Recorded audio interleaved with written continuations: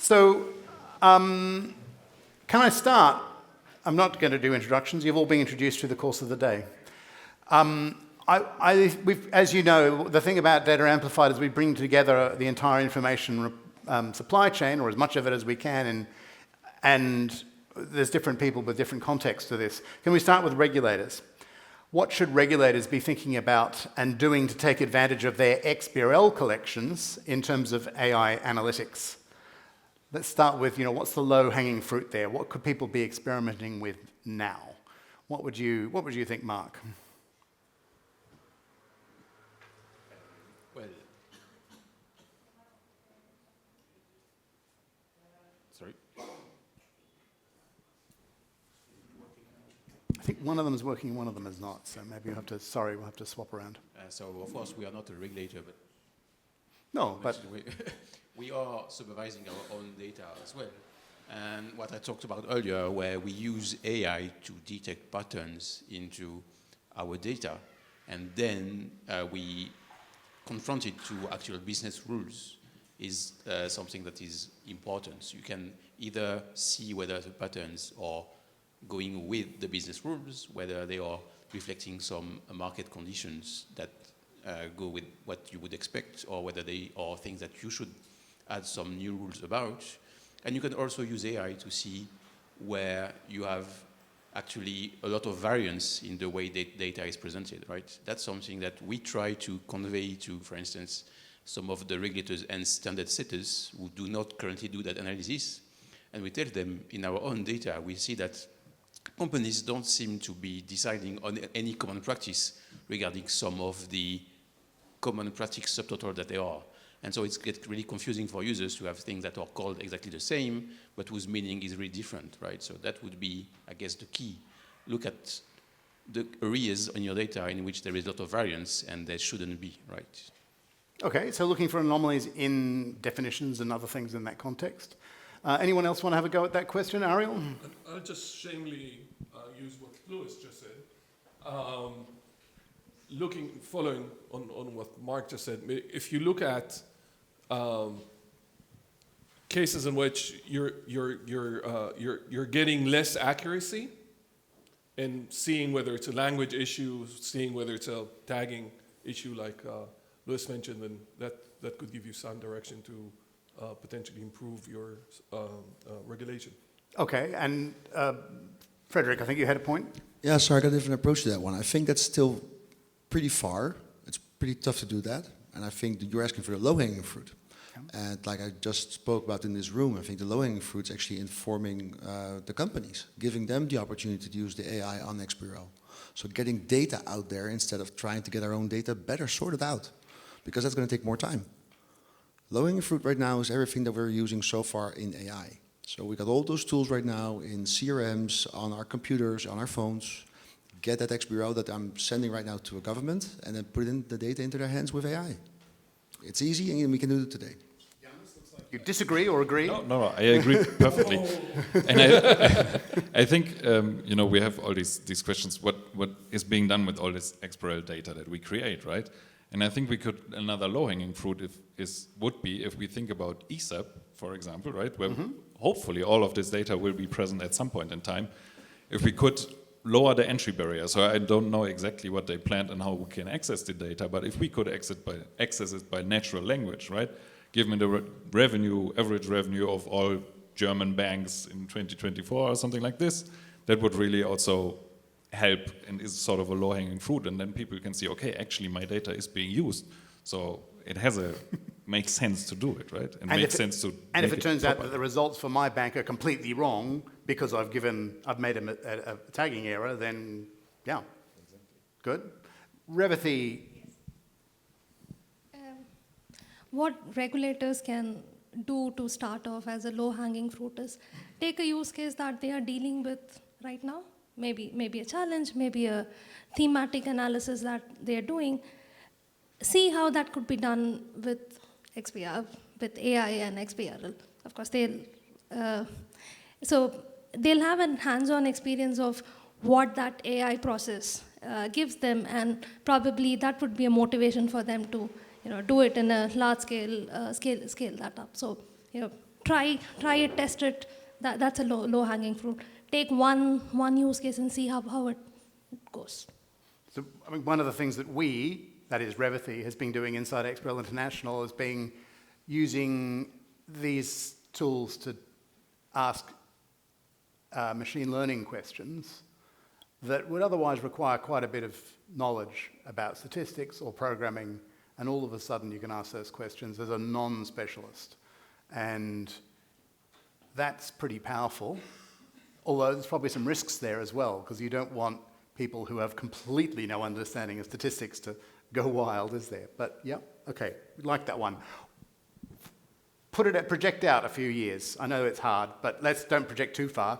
2 or 3 years out, how do you think regulators might be using these tools themselves to improve their work? Why don't you start, Revstan? Yeah. I think now that we are talking about AI, it's hype around that probably 2 years, 5 years down the line, there wouldn't be hype because we all be using AI without understanding that, it's AI. It could be all built into our workflows and processes. I think where products will evolve to have each of the process, using some kind of an automation or AI. I think it would be in everything that we do. Yeah. Easy. I think they don't. And it sounds bad, but I think governments take more time, regulators take more time. Mm-hmm. I think right now AI is on the verge of being used by people, but not by regulations, not by larger corporates. We see still that there's a big gap right now to implement AI on the workforce. So it will take more AI, 10 years. Okay. Not 3. No, because at the end, we see it as a risk. And it's like everything that we see as a risk, we wait, we see what the market does, we see if it involves, and when it's involved, and then we take it. But a regulator is the last one that will start with AI. Just to potentially add to that, we had the presentation before with explainable AI. Yeah. And the risk you're talking about is, we got something, do we understand? Meaning, just before we had the conversation of, do we understand what AI did? So I agree that getting the data out there to not just the regulators, so the regulators would benefit as a result, but getting the data out there for people to use with their own, for whatever purposes, and at the same time, there'll be the AI capabilities might be there, but I'm sure will increase, but at the same time, our ability to understand or being willing to accept what AI is giving us, whether because we understand it or there are other standards that are created to defend what AI is producing, needs to increase as well. And I fully agree that it would take time with regulators, but being an accountant, a day job, right? The accounting don't move quickly, right? And there's a reason for it. So things need to happen for it to thrive. Okay. Janus, do you have a different view? Partially. So I think I agree that it will not happen in 2 or 3 years, but it's more because of acceptance. Basically what you touched on. I think the technology will be there, and will probably not be something that comes out of our space or that the regulators will do themselves, right? But it's like the big tech is working on it. Microsoft is investing huge amounts of money in these things, like Microsoft Fabric, for example, is exactly the right tool. You can connect data from thousands of data sources, and then it's fine-tuned for natural language interaction with that data, and the data that you get back usually is very, very accurate if it's properly described, right? So I think the technology will evolve faster, and it will produce reliable data that could also be used by regulators, but the acceptance will probably take a few years more. Yeah, I agree. To add that to that, I think what we want, we can technically do today. I think it's just that acceptance and the risk that will hold us back for at least, well, I'm saying 10, but make it 8, but yeah, not 3. Definitely not. Mark, did you want to say anything, or you? Sure. I do not expect the regulators to have teams of data scientists doing their own research, but the fact that regulators would be using research done with AI to actually do their market supervision does not depend on their willingness to have teams, right? And just the example I gave earlier on diluted earnings per share, where we found out that they were wrong for 15% of companies in Europe that had that had losses. This was used by regulators, right? So we published the reports, and regulators came to us asking, so which companies were they? So, I mean, the data is available. People are going to work on that data, and regulators, they have to supervise the data. So if people are able to point out that there are some things that go wrong, and they've detected using AI, regulators will not ignore it just because it's AI. As long as you can explain and relate that to the actual financial standards, that's going to be used, right? We should probably give a right of reply to the regulators. I should point out that earlier this year, January or February, the chair of the Bundesbank said that he thinks it won't be very long before they have just as many data scientists in the central banks as there are economists, which of course sends shivers through lots of economists.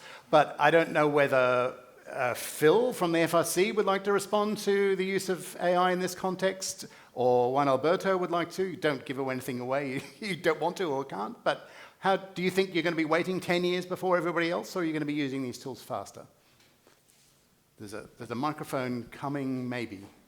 There's one that doesn't work. Can we make this one work? This one works. Okay, well, we'll share the...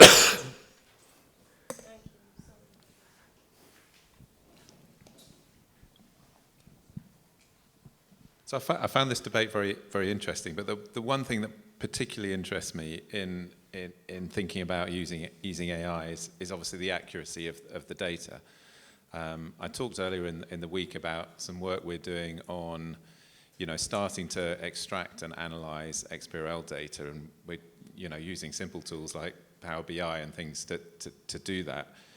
Now, obviously we discover, not surprisingly, that the data isn't 100% accurate, tagging isn't 100% accurate, but the advantage of what iXBRL brings and the tools that we're using is that where we see, obviously as a regulator, what you really want to do is identify outliers. We review 200 sets of accounts a year as a regulator, and at the moment that's a fairly sort of random sample of accounts that we review. What we want to be able to do is use technology to be able to identify outliers that we might want to sort of explore and look at those companies' accounts.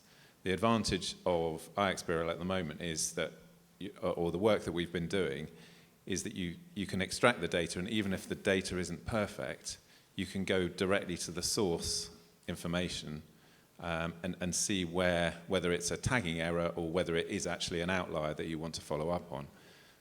What worries me a little bit about using AI is that you don't kind of have that same audit trail, if you like. And we talked about it, when I was querying the income tax thing. You can't directly say where that error's come from. And I just wonder whether you talked about, and I don't know as much about AI as I probably should do, but you talked about explainable AI. Do you think that AI will develop so that that trail will be there? So you don't have, even if you don't have 100% accuracy, it doesn't matter so much because you can work out how the AI has got to the answer it's got to. It is possible nowadays. Yeah, we think it's possible now. You can devise your prompt correctly and it'll go back to the input. Can I quickly say that? Yeah, please. It is already possible. So yes, we can tag, mesh, whatever you like. But the reason why I give the answer is because on every technology that comes out, at the end it's about risk. And I think that therefore what you're asking, it's already available, but it will take time to get to the market and to prove it as a technology. Yeah. And that's where the timeline will be. Because that to me as a regulator is the biggest barrier, is how can we trust? How can we get that audit trail so that we can make decisions, look at those specific companies with confidence that we're but following up I will tell you from a software perspective, we need probably the pilots to get to that point. Yeah. We need the input from you as a regulator to get to that final result. We can only test as much as we can in our labs, but the red will always run. And then once we get to real humans, it's a different ballgame. Were there any other regulators in the room that wanted to make a comment on this? Juan Alberto did. Before we move on to some other actors, the microphone has gone. Can I give that one to Juan Alberto, please? Sorry, we need an infinite number of microphones. Can AI help with that? Thank you to all. I was surprised listening to you because you believe that the regulators are doing nothing on AI. No. It's not the case. I mean, in my case, I work in the statistics department of the European Central Bank. I believe that we could have nearly 100 data scientists in the bank. We are doing experiments. I mean, 4 or 5 years ago, we were doing things like analyzing all the data that we collected with SBRL and trying to get dependencies between the variables to develop new validation rules. And for example, we were able to find, like, I don't remember, 60, 70, 80 validation rules. Currently, we are doing an experiment with our ECB data portal so that people can ask with natural language how to get the data, so something similar to what was presented here in this paper. We get similar accuracy to the one that you are getting. We are concerned about the risk. I mean, should we provide an answer that is 95% accurate? What is the risk, the financial risk, if somebody takes a financial decision with this? So we are evaluating all these aspects. And I mean, I can mention more AI tools. We are using summarization for internal documents. We are using things for making a network analysis of dependencies, things like that. So we are really quite advanced. I believe in the next conference I have to present all the initiatives that we have around AI, if there is something, because I got from you that you get the wrong impression about regulators, but we are doing many things with AI. I'm glad you used that, because otherwise I would have tried to do so. But that's a plug, by the way, to come to the Eurofiling XBRL Europe event in the first week of June, something like that, in Frankfurt next year. Next, I'll give that back to you, Karim. I'd like to add something on the explainable AI. Because Yeah, please. I think it needs to be clarified and the expectation needs to be managed. I don't know if some of you are from the programming or mathematical language and you've heard of P and NP, the famous problem P equals NP. Not every question can have an answer that's shorter than the way you discover the answer. And one example you have is if you're looking, for instance, to use an AI to confirm whether a mandatory disclosure is present in the document, the AI will tell you maybe in this document the mandatory disclosure is not present, and you would like to have an explanation. Well, the only explanation to why the disclosure is not present in the document is, here's the whole document I didn't find, right? So the only explanation you get is the whole process of looking at that, right? You will never get an explanation for that. Explainable AI is only available on questions where you can have a direct proof that would be, here's the exact data that allows me to have this answer, but that's not at all every answer, right? And in mathematics, you would see that there are infinitely more questions that are not directly provable than the ones that are, right? So don't expect that it would be possible to explain AI, generally speaking. Just to add, we were talking about regulators, and another important player in the chain is auditors and accountants. And the same risks apply to them, potentially even worse, because in the US, the PCAOB will take your license away. So that is, I think it's when you think about the whole information chain, so you have the producers of the data and so on, but both the regulators and the auditors need to pass a really, really high bar of risk tolerance or ways to deal with risk. And it's discouraging to hear that maybe we won't be able to explain things, because as an accountant, you have to. But until we solve that, it would take a while until, again, in our current, I think you said it, the acceptance of risk, we might change the society and, you know what, 95% is good enough. and maybe that would be the answer. But until we solve that issue, then it won't fully work. Okay, let's move on. Can we ask similar questions about issuers? So, all right, regulators should be experimenting. Regulators are experimenting. Regulators are getting value from this today. What about issuers? I guess they have to wait for the software. How are they going to be impacted? What do you think that's going to look like? Who wants to start? Janis wants to start. So I really think, I mean, maybe you've seen the XBRL Copilot I showed earlier a little bit, but I think we can help and reduce the burden on the issuers. And that's mainly a burden of time that we can reduce, right? We cannot reduce the burden of accountability, but if you need maybe 5 days to take your report, and maybe with the help of AI, you will only need 1 day, and then frees up 4 days of time for all the other reports you have to take, right? I think that's a responsibility we really have, because that's also one major criticism of XBRL all the time. It's a burden, it takes so much time, it's so expensive to do it.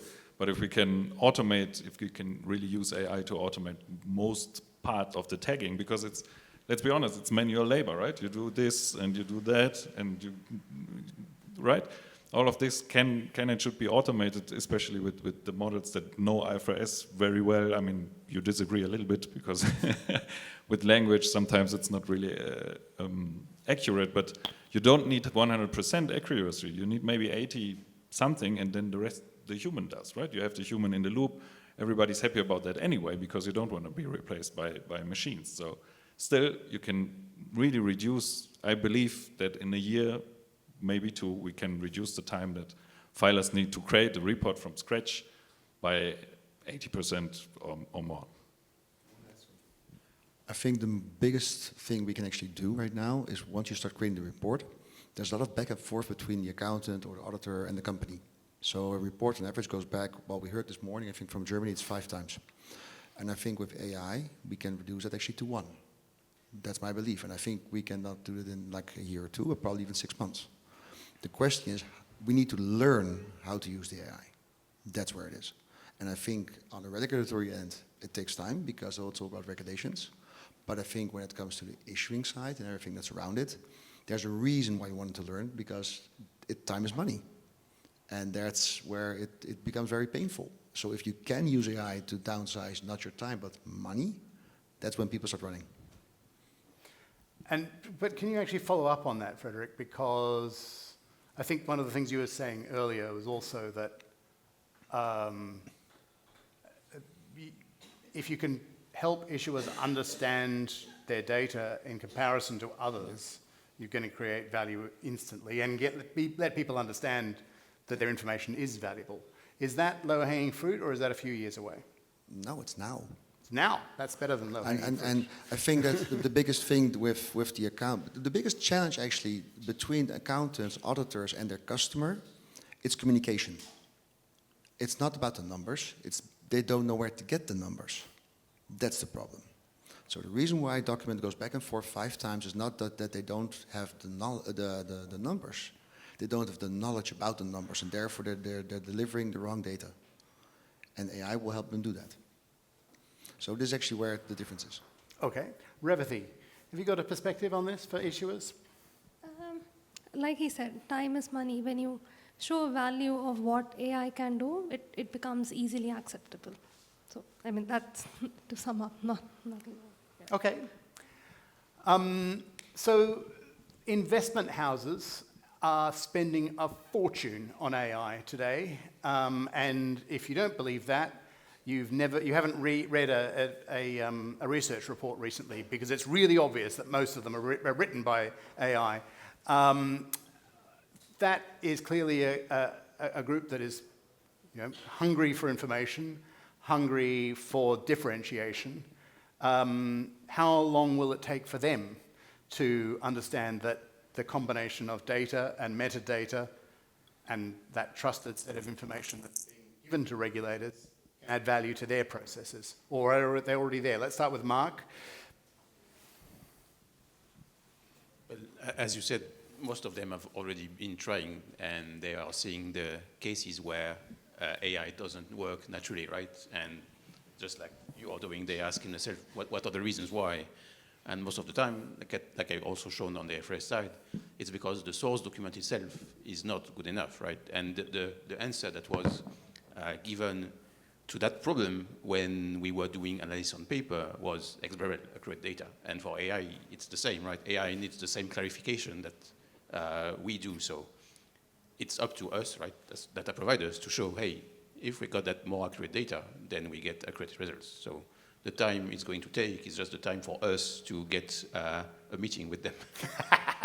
Any other So- responses on that one, Ariel? So, actually, with money managers or investment houses, there are a couple of interesting directions.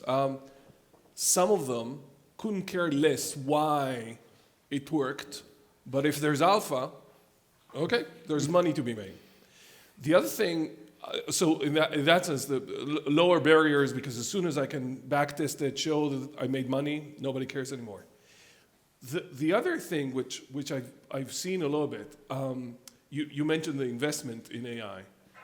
It requires such a big investment to get the competitive edge and such expertise to get the competitive edge that you start hearing of collaborations with data companies. And then it's a crazy arms race for that alpha again, and let me just get the whoever to work with me, IBM, AWS, whatever, let them work with me so I can generate that alpha, make that extra money. And then you run into an issue in which, okay, so now you mentioned the bank hiring more data scientists, and that's a trend that existed in the accounting industry for a while. Then suddenly you shift now, and I'm old enough so I don't care about retirement, but you start thinking about, okay, so all of us are going to be replaced by data scientists because they are the ones who are going to have the competitive edge. And do you run into issues of, there will be some huge players that would offer their services to the different to the different money managers. I'm the data expert, come to me, I'll get you alpha. You run into potential market implications that... Manipulation, front running, lots of things. I want to add something to that. I think that market, you can actually cut the AI expectations into pieces. So we have the pro version, we have the mid version, and the junior version. So the junior version will give you big data, but it lacks a lot of data, but it has the alpha. That's today. And the thing that we are expecting is something that's the pro version, pro plus, whatever you want to call this, and that will be there in 5 to 6 years. But I think like you said, they don't care. We need to bring them the knowledge that they can use it today, and then it will grow. It's like our mobile phones. When 30 years ago we had like a basic mobile phone, nowadays it's our camera, it's the cell phone, it's the lock to my car, whatever it is. And I think that's how we need to look at this as well. It will take time for the market to adapt, and then once it's adapted, we will make another jump. And the jump will be huge. But for now, what we've got so far, let's use it. Okay. Anyone want to add anything in terms of the investment community? I would, so if we think about XBRL, so as investment decisions often are very time sensitive, right? You make them as fast as possible. And if we think about XBRL, then the problem, we are all aware of it, is the data just comes out too late, right? When the XBRL report is published, everybody has made their investment decisions already, right? So what we need is more timely XBRL report. You mentioned that in Japan, it's only the XBRL report that counts, so there is something already, but in Europe, it's also the cadence of the reports, right? Annual reports that don't cut it. You need like interim reports, you maybe need monthly reports. That's the main hurdle before investment firms will use XBRL data and AI to make investment decisions, I think. There is no doubt that is a critical issue. Tune in tomorrow for more on that. Let's move on. What do standard setters, and by that I mean the Lewises of the world and his board, but also XBRL International and, for that matter, Glyph, what do standard setters need to be doing differently to help people utilize all of this information in an AI era? Do we have to be doing things in a different way? Okay, so I already in the first answer also addressed standard setters, but I would like to say to Luis, don't torture yourself over AI not giving perfect answers. AI is not supposed to understand accounting, so you have to ask yourselves, is just from the pure language point of view, somebody expected to understand current tax? So probably not, right? So that's usually, when you use common words and they don't actually mean exactly what's written on there, LLMs are not going to have to understand it well. And the second part is, a lot of things that are not necessarily understand for LLMs. They don't come from issues with the standards. They come with issues with the implementation and the fact that people actually implemented the standards differently. So I understand, of course, and I would like to give you an answer on how to improve the taxonomy, but I think a lot of the issues are not on the taxonomy right now. So keep doing what you think makes sense, and if you think as a human I would be able to understand what it means, LLMs are going to catch up to that, right? Just makes sense that you understand that the human, and LLMs will plug to that. So. But I think there's a few things you can do, right? I mean, you're probably doing them all already, and but you know, have a proper structure in the presentation link base, have proper labels, have documentation labels, but also use this references function, right?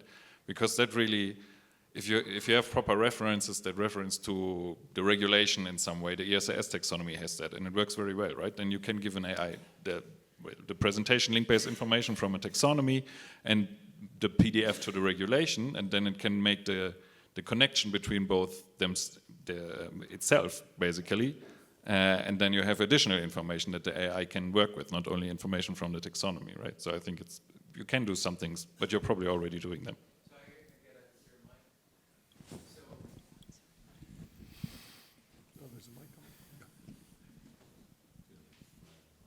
So that's a really interesting point. We have spent a huge amount of effort in improving the linkage between our accounting standards and the taxonomy. We've always had them, but we kind of did them ass backwards last time when we first did it. So the focus today is a much more explicit linkage that if you're in the accounting standard and it says you need to report this, that, and the other thing, it's going to list those elements, right? And in the taxonomy, those references are embedded in the taxonomy. What we've also done, and it's really just, it's not fully necessary because anyone that understands how the taxonomy is structured can pull this out. But we publish on a monthly basis a reference file that includes a listing of all of the elements and all of those references, right? It's a CSV file. And so my question to you is if you had that, could you leverage that? That's the reason we do it. I just think it's kind of hidden. Yes, you definitely can. I mean, what you need, so ChatGPT, for example, it's not only ChatGPT, you can create assistants or something, right? And these assistants, you can also put in more data, right? You can say, okay, here's, for example, here's your exploratory taxonomy in, I don't know, maybe in JSON. Here's the regulation as PDF, and here's your additional reference information in CSV. And then you can, of course, you just can describe a little bit how the connection is, and then this is then the base information for this assistant, and then you can use that base information to query, I don't know, reports or something, or do whatever with it, right? Create a mapping between a taxonomy element and the regulation, I don't know. You know, it definitely helps. Every bit of information that you can have helps, and especially if it's structured. To understand really well, right now AI is like a baby. We are teaching it today how it works.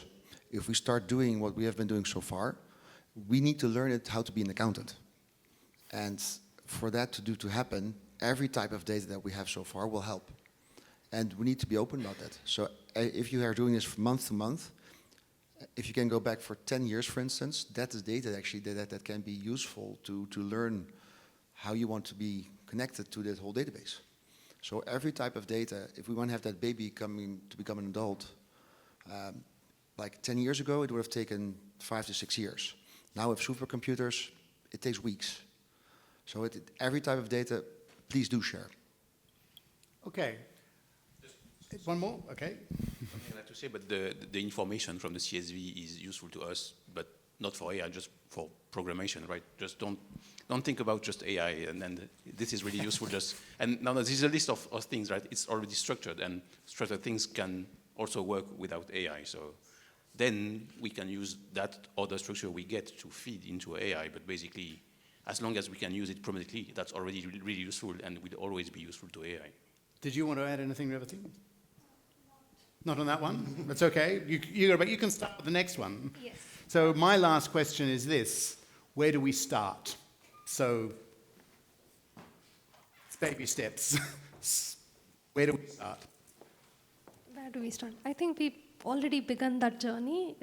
with all the presentation and all initiatives that we have been learning, that we saw today. I think everyone has this question of, where do I start? I think that question itself is a start. Like I said, start with a simple use case that you have in your daily exercise. That probably snowballs into a larger use case that could derive value. So no specific answer, but start with the problem on your hand. See how it goes. Okay. I don't think we start with a problem because they've already been solved, but I would just be challenged, we already have everything that we need. The only thing that we need right now is how we start XBRL. We need to have the first company out there who says, let's do this. And accepts that it's going to be 90%. And Yes. that's going to be the challenge. Okay. But everything else is already there. I think it's really important to try it out, right? Each and every one of you should, that's the great thing about Gen AI, because each and every one of you can work with it, right? It's natural language. Get access to the OpenAI playground maybe, and then really just try out whatever you think. When you think, this can't possibly work, right? Just try it out. It usually works, and the results are quite impressive. So I think if you really want to understand the potential and where this might lead in the next 2 years, you have to try it out yourself, not only on your phone, as in the app, so with a little bit more advanced tools that you can get from the providers of these models. Just a shameless plug to our paper that we just presented. The one key reason that we started the project was to create a benchmark. So we're positive that in 6 months from now, 6 years from now, whatever it takes, AI would be better than it is now. But even to measure the betterness, you need to start somewhere. So I'm sure that we're not the only academics doing this, and maybe others in the private sector can do the same. Create a benchmark. This is how good AI is now. This is how better or worse it becomes if you do this or you do that. I heard a very interesting paper about discrimination and how a change in the prompt, so the academics documented discrimination with AI. They measured it and mitigated it by changing the prompt a little bit. So all these are really crucial. So as all the smart people in the room, me not included, work on improving AI, if there's a way for us to measure and to quantify that improvement, that would be really good. Cool.